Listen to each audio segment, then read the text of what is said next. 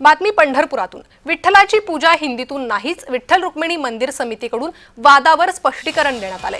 विठ्ठल पूजेबाबत खोडसाळ तक्रार करणारा मात्र गायब आहे। तर जी तक्रार करण्यात आली होती त्यावर आता विठ्ठल रुक्मिणी मंदिर समितीने हे स्पष्टीकरण दिलेलं आहे। विठ्ठलाची पूजा हिंदीतून झाली नाही असं स्पष्टीकरण मंदिर समितीने दिलेलं आहे।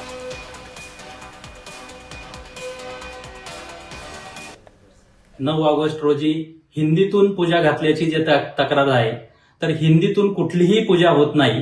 पूजा ह्या सर्व मराठी आणि संस्कृत या भाषेतूनच होतात, परंतु फक्त जी माहिती सांगितली जाते ती प्राधान्याने मराठी, आणि त्यानंतर जर समजलं नाही कुणाला, परभाषिक परप्रांतीय जर भाविक असतील तर त्यांना हिंदी भाषेतून आपण त्या ठिकाणी माहिती सांगत असतो। तर निश्चितच त्यांनी केलेली तक्रार सुद्धा मंदिर समितीने गांभीर्याने घेतलेली आहे।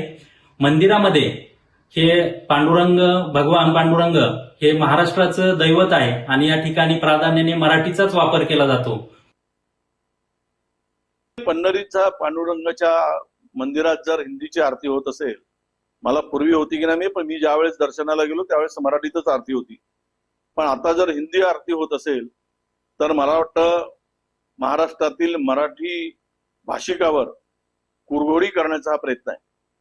मराठी भाषिकांना काय करायचं ते तुम्ही करा, हम तुम्हारी सुनेंगे नहीं, तो आणि तुम्ही आमचं काय वाकडं करू शकाल, अशी यातून असा संदेश देण्याचा सरकारचा प्रयत्न मला दिसतो आहे।